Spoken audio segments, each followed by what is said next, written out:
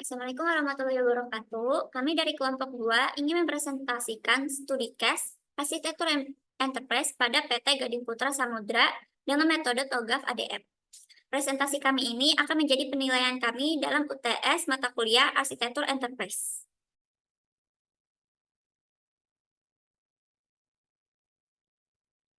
Berikut ini adalah anggota kelompok kami.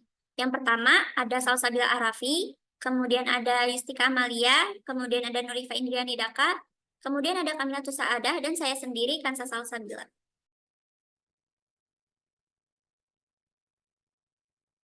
Berikut adalah beberapa materi yang akan kami bahas pada presentasi kami. Yang pertama ada arsitektur enterprise dan TOGAF, kemudian ada studi case TOGAF, dan terakhir kesimpulannya. Pertama di sini ada arsitektur enterprise. Arsitektur, deskripsi dari sebuah objek, enterprise, divisi atau kumpulan divisi yang mempunyai tujuan yang sama, yaitu sebuah representasi level tinggi dari bisnis sistem teknologi informasi, juga dalam hubungan keduanya dan dalam unit kerjanya. Yang pertama, tujuan AE itu menyelaraskan kebutuhan bisnis dan kebutuhan IT. Terus kemudian arsitektur enterprise yaitu dapat mempercepat waktu peluncuran produk enterprise ke market. Kemudian metode arsitektur enterprise ada banyak, contohnya Zaman Framework atau The Open Group Architecture Framework yang disingkat menjadi TOGAF. Framework dan fase TOGAF. TOGAF, The Open Group Architectural Framework, berfungsi untuk pembuatan arsitektur enterprise dan saat ini memiliki versi terbaru yaitu versi 9.2. Fase pembuatan arsitektur enterprise ini akan dijelaskan dalam TOGAF Architecture Development Method atau disingkatnya ADM. Di sini ada fase-fasenya. Yang pertama ada preliminary fase. Fase ini menjelaskan aktivitas persiapan untuk menentukan ruang lingkup arsitektur TOGAF dan mendefinisikan struktur, organisasi, dan perusahaan. Kemudian fase A, arsitektur vision. Fase ini menguraikan kondisi infrastruktur TI dalam perusahaan dan mengidentifikasikan stakeholder. Kemudian ada fase B, bisnis arsitektur. Fase ini menguraikan pengembangan arsitektur bisnis yang telah didefinisikan dalam visi arsitektur yang akan digunakan dalam pengembangan bisnis perusahaan. Kemudian fase C, Information System Arsitektur. Pada tahap ini mengembangkan sistem informasi mandiri yang dikembangkan berdasarkan kebutuhan perusahaan. Kemudian fase D, Teknologi Arsitektur. Fase ini menguraikan kondisi infrastruktur TI dalam perusahaan dan mengidentifikasikan stakeholder. Kemudian fase E, Opportunities and Solution. Pada tahap ini, menjabarkan hasil pembentukan blueprint dari informasi sistem arsitektur sampai teknologi arsitektur untuk menganalisa gap antara sistem lama dan sistem baru. Fase F, Migration Planning. Pada fase ini akan dilakukan analisis resiko dan biaya. Kemudian fase G, Implementation Governance. Fase ini menganalisa keefektifan dan efisiensi dari pengimplementasian sistem yang telah dibangun. Kemudian ada fase H, Architecture Change Management. Pada fase ini melakukan penyusunan prosedur yang akan digunakan untuk menjalankan sistem baru yang telah dibuat. Terakhir, Requirement Management, pokoknya itulah. Pada fase ini, menguji proses pengolahan arsitektur requirement sepanjang siklus ADM berlangsung. Di sini kami akan membahas studi case arsitektur enterprise PT Gading Putra Samudra dengan metode TOGAF yang kami ambil dari sebuah jurnal. Yang linknya akan kami taruh di akhir presentasi kami dan akan dilanjutkan oleh saudara Kamila Tusaadah. Terima kasih.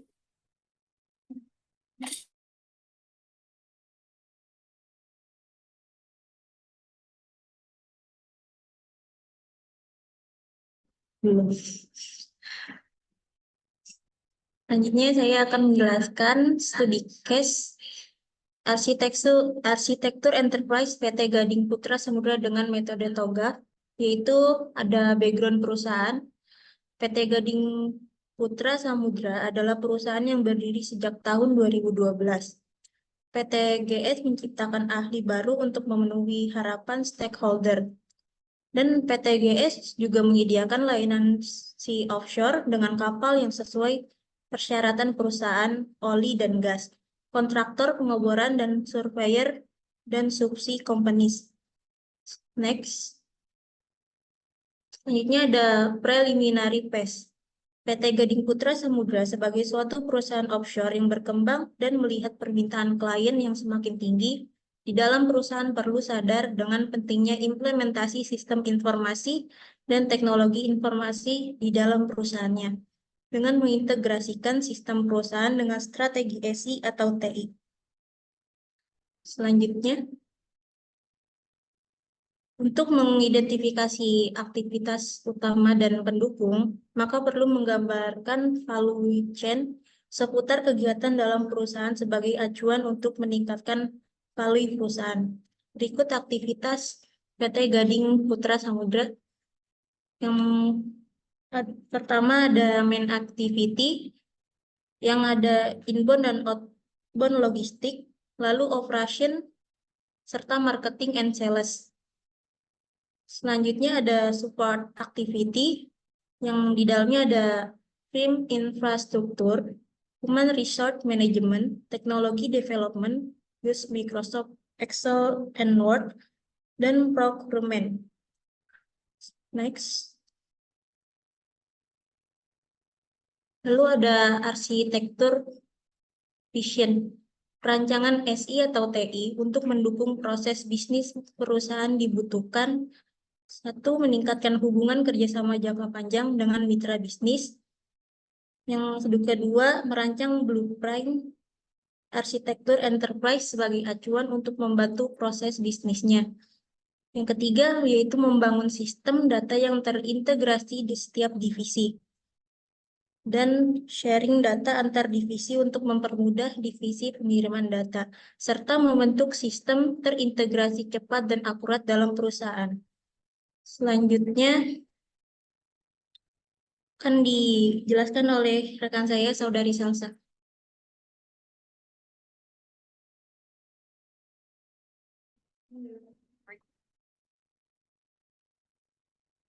Nah, kemudian di sini ada fase B, yaitu bisnis arsitektur. Nah, pada kasus PTGS ini, divisi keuangan belum terintegrasi satu sama lain, maka penginputan data dan penyimpanan data sampai human error masih sering terjadi. Contohnya, misalnya datanya hilang karena penyimpanan masih dalam hard disk, atau data antara divisi keuangan tidak selaras, atau adanya kesalahan.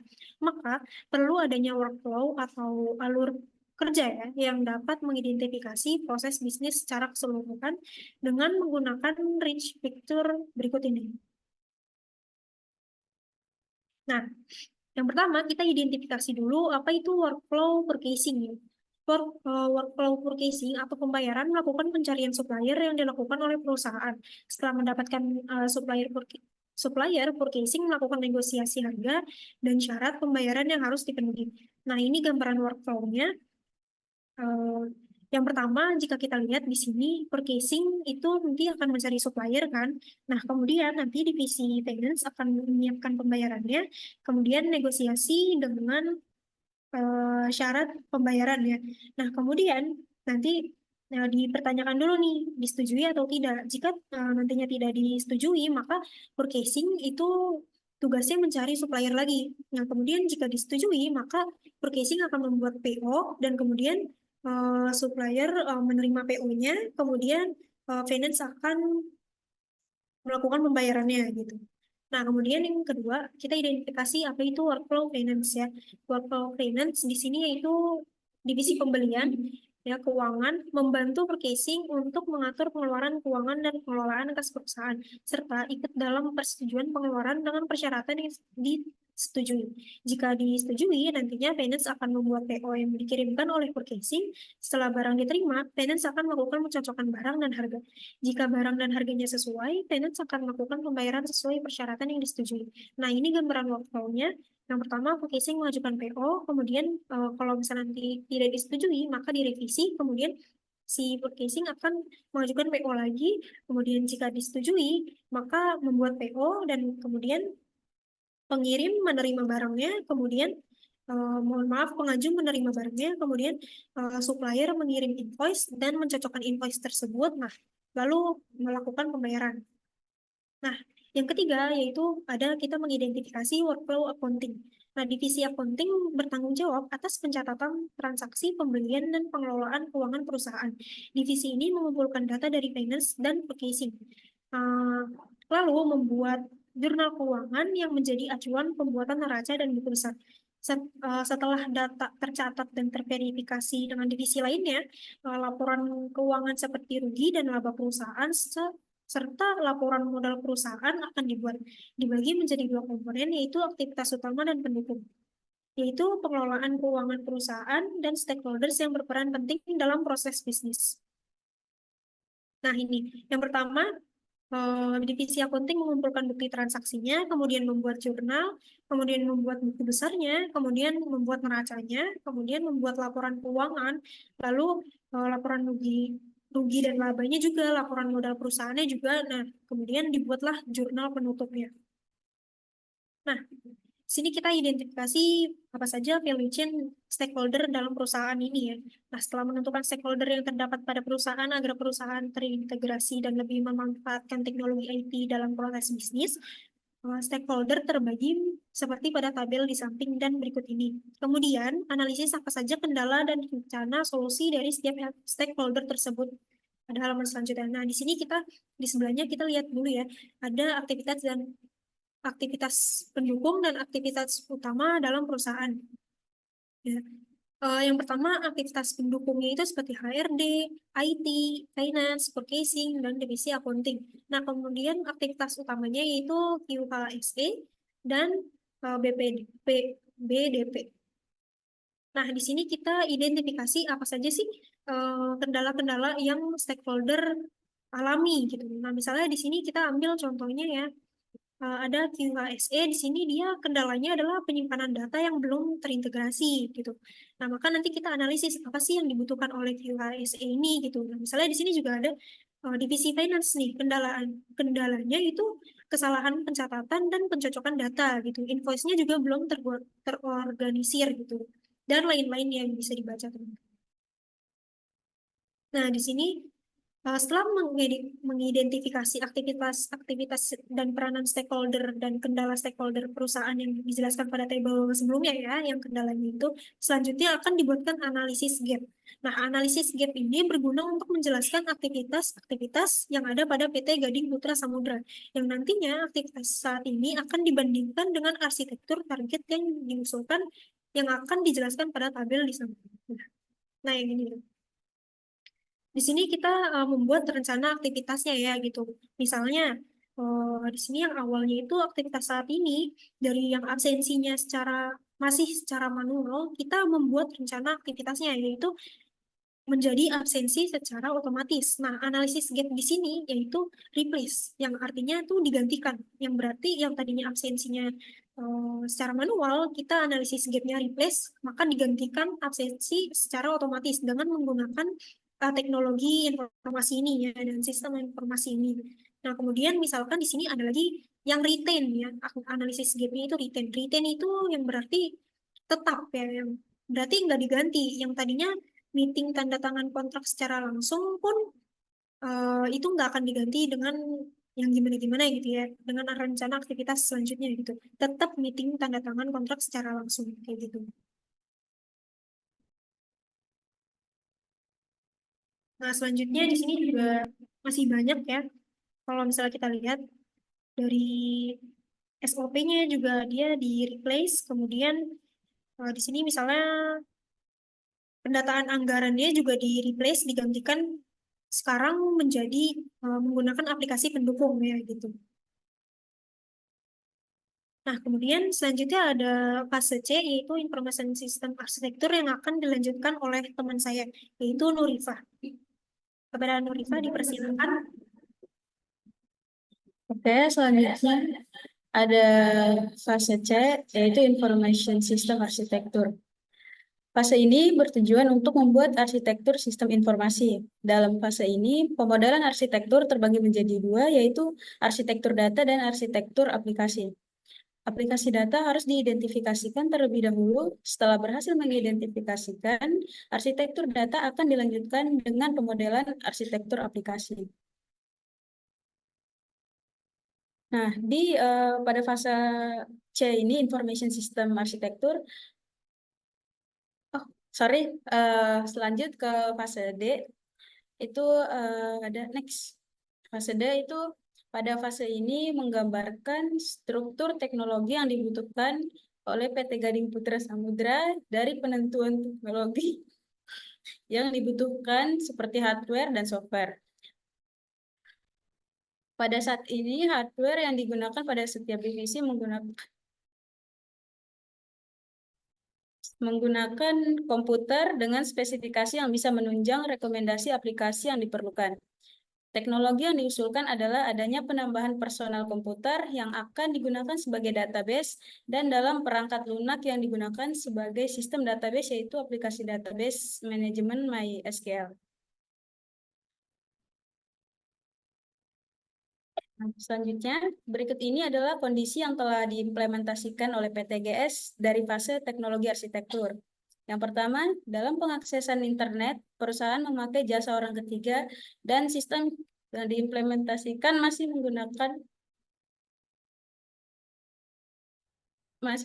WiFi dan belum terintegrasi satu sama lainnya. Kemudian sistem operasi yang dipakai semua PC adalah Microsoft Windows 10. Kemudian laporan administrasi yang akan diproses masih dikirimkan melalui email dengan flash disk. Masing-masing divisi masih menyimpan data di dalam komputer pribadinya karena tidak adanya database. Melihat kondisi saat ini, pengintegrasian sistem informasi di dalam perusahaan menjadi sasaran utama dalam melakukan pengembangan cetak biru yang dilakukan pada penelitian ini karena hal itu. Berikut ini adalah kondisi arsitektur yang diharapkan dari PTGS ini. Yang pertama, jaringan integrasi antara satu sama lain yang memudahkan perusahaan dalam melakukan pengiriman laporan, administrasi, dan juga keamanan data yang lebih baik. Yang kedua, pembangunan database yang digunakan untuk penyimpanan data di dalam perusahaan agar data lebih tertata dengan baik dan mengurangi kehilangan data.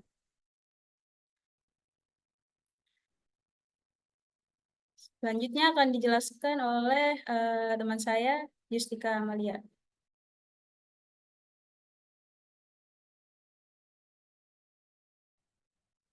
Selanjutnya ada fase E atau Opportunity dan Solution dalam aplikasi peluang dan solusi yang bertujuan untuk membuat sebuah blueprint arsitektur yang digunakan perusahaan sebagai acuan untuk memperbaiki atau mengimplementasi sistem saat ini dalam perusahaan PT Gading Samudra.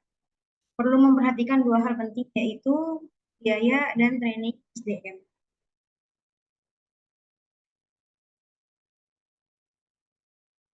Fase E atau Opportunity and Solution dalam biaya, ada faktor ekonomis yang sangat berperan karena perusahaan harus menghitung keuntungan yang didapat dari pengimplementasian sistem yang akan berjalan dan harus sesuai dengan biaya yang dikeluarkan PT Gading Putra Samudra. Tentu diperlukan memperhatikan hal ini karena kebutuhan teknologi dan alternatifnya yang akan digunakan dalam perusahaan. Pada kasus PT Putra Samudra, sistem dan aplikasi yang dirancang perusahaan memerlukan tambahan personal komputer yang akan digunakan sebagai tempat penyimpanan database, dan perusahaan perlu untuk membeli atau membuat beberapa aplikasi yang direkomendasikan untuk diimplementasikan pada beberapa divisi di dalam perusahaan.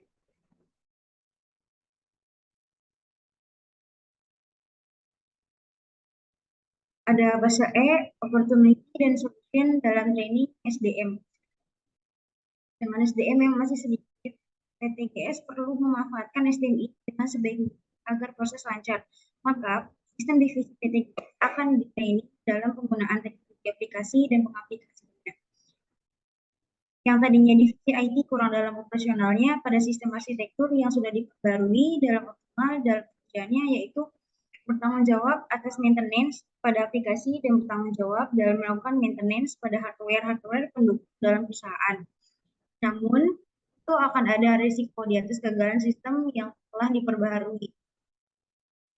Namun ada pula bisa dapat dan dilakukan yang pertama melakukan testing pada setiap aplikasi dan semua modul. Yang kedua, mendokumentasikan sistem informasi secara menyeluruh dengan terstruktur atau agar mudah apabila melacak problem. Yang ketiga, melakukan migrasi data jika ada pengimplementasian aplikasi sebelumnya. Yang keempat, melakukan training pada semua bagian divisi. Kelima, melakukan sosialisasi untuk semua stakeholder dalam perusahaan.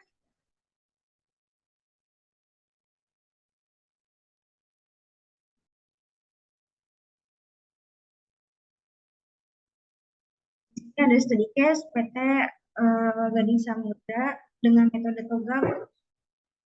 Contohnya yang A, ada testing aplikasi. Yang pertama dilakukan adalah persiapan testing, lalu pengembangan rencana testing. Setelah pengembangan rencana testing, melakukan pelaksanaan testing. Selanjutnya melakukan pelaporan bug. Setelah itu, setelah pelaporan bug, ada perbaikan bug. Dan hasilnya ada, hasil akhirnya ada pelaporan hasil testing. Yang B, ada dokumentasi seluruh sistem infrastruktur.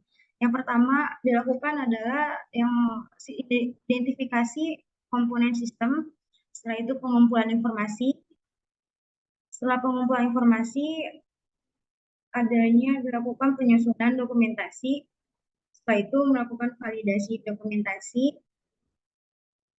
Dan ada juga publikasi dokumentasi. Dan yang terakhir, pemeliharaan dokumentasi. Ini ada migrasi data. Yang pertama ada analisis data yang akan diisi. Selanjutnya perencanaan migrasi.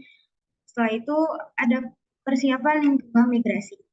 Setelah dilakukannya persiapan lingkungan migrasi, dilakukannya eksekusi migrasi.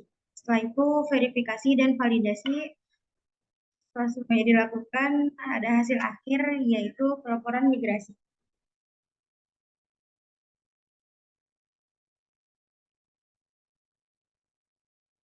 Nah, dari kesimpulannya semua, berdasarkan hasil dan penelitian PT Gading Putra Samudra dapat diambil kesimpulan yang pertama, dengan TOGAF ADM untuk membuat enterprise arsitektur pada perusahaan PT Gading Putra Samudra dapat menghasilkan perancangan sistem secara umum yang sesuai dengan visi dan misi pada perusahaan dan dapat diimplementasikan pada kasus lain yang memiliki kasus yang sama. Yang kedua, dari hasil penelitian didapat beberapa arsitektur aplikasi yang didapatkan dari hasil observasi dan wawancara pada stakeholder perusahaan, yaitu pada bagian BDAP didapat satu aplikasi, pada bagian QHSE didapatkan satu aplikasi, pada bagian HRD didapatkan satu aplikasi. Untuk meminimalisir kertas didapat 3 aplikasi, pada didapat 3 aplikasi, pada bagian accounting didapat 3 aplikasi, dan pada bagian finance didapat 2 aplikasi yang akan mengintegrasikan database.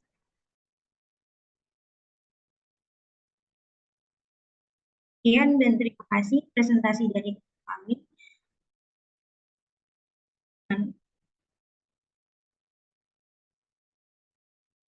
Baik, sekian presentasi dari kelompok kami. Terima kasih. Bila ada kesalahan kata-kata atau sebagainya, mohon maaf. Dan pada bagian bawah link ini ada link jurnal yang kami pakai pada studi case kami. Jika ingin memeriksanya, silahkan dicek. Terima kasih. Assalamualaikum warahmatullahi wabarakatuh. Hey.